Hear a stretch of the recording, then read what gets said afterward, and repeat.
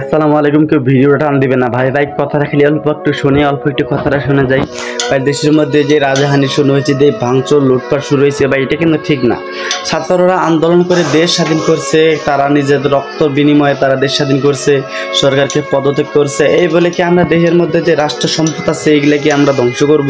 এগুলো আমাদের ধ্বংস করা ঠিক হচ্ছে না ভাই। কারণ যে নেতা কর্মীরা দীর্ঘ 16 বছর তারা দেশ চালাইছিল, তারা কিন্তু আমাদেরই সম্পদ, আমাদেরই ট্যাক্সের টাকা, আমাদেরই মনে করেন যে আমাদের ভ্যাটের টাকা দিয়ে তারা কিন্তু এইসব তৈরি করছে। এখন তাদের যে বাড়ি গাড়ি আছে, তাদেরকে যে অবস্থায় আছে, আমরা তাদের বাড়িঘর ভাঙা চোরা করে আমরা কিন্তু আমাদের নিজের দেশেদেরই ক্ষতি করতেছি ভাই। আমরা দেখেন যে আমরা দেশের নাগরিক ছাত্র ভাইরা তারা আন্দোলন করে দেশকে স্বাধীন করলো।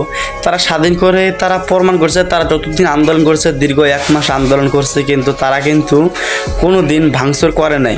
তারা কিন্তু সুষ্ঠুভাবে আন্দোলন করে গেছে। তারা যদি ভাঙচুর করতো তারা আগে করতে পারতো, এখন পদত্যাগ হওয়ার পর তারা ভাঙচুর করতো না।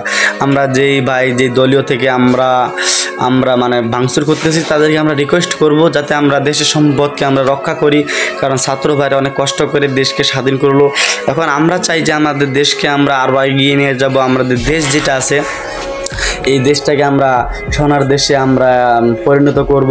কারণ আমরা যদি ভাঙচুর করি, এটা আমাদেরই ক্ষতি, আমাদের দেশের ক্ষতি। আমরা তাদের চাই না দেশের ক্ষতি করি। যারা ক্ষমতার মধ্যে ছিল, যে নেতাকর্মীরা ছিল, তারা আপনাদের সঙ্গে কীরকম ব্যবহার করছে সেটা কিন্তু আমরা জানি না। যার সঙ্গে যেরকম ব্যবহার করছে ভাই, আমার মা বাবারা বলছিল যে কুত্তা যদি কখনো কামড় দেয়, তোমরা কিন্তু সেই কুত্তা সাজিও না।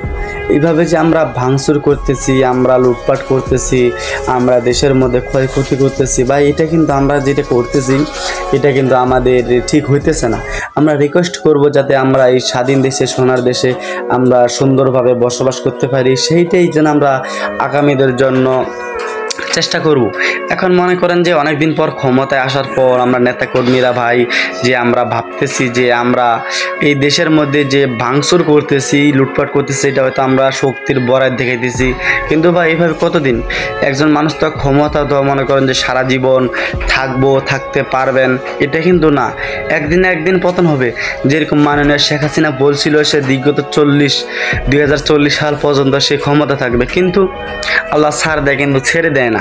আল্লাহ কিন্তু চাইলে আপনাকে আমাকে নিমিষের মধ্যেই উপরে উঠাইতে পারবে, নিমিষের মধ্যে আবার নিচে নামাইতে পারবে। এটা কিন্তু স্বাভাবিক ব্যাপার। আল্লাহ পাক যেন আমাদেরকে সেরকম না করে, যাতে করে দেশের মধ্যে আমরা দেশ শাসন করলাম, আবার শেষ সময়ে আমাদেরকে দেখা যায় যে আমরা এমনভাবে দেশ থেকে আমরা ছাড়লাম যে মনে করেন যে দেশের প্রত্যেকটা নাগরিক আমাকে ঘৃণা করতেছে, আমাকে ভালোবাসতেছে না। এরকম যদি না হয়, আমরা সেটা চেষ্টা করব।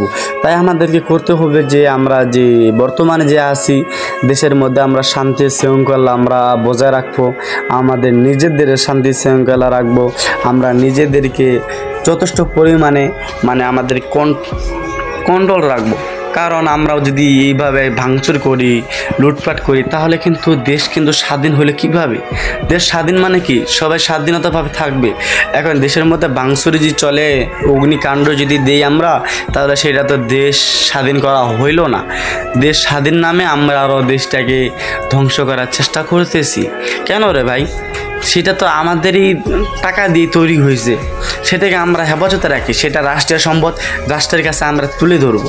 কারণ তারা অবৈধ টাকায় যে এগুলো তৈরি করছে, সেটা আমরা রাষ্ট্রীয়ভাবে রাষ্ট্রের কাছে আমরা পৌঁছায় দিব।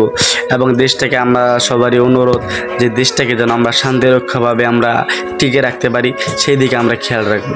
আসসালামু আলাইকুম।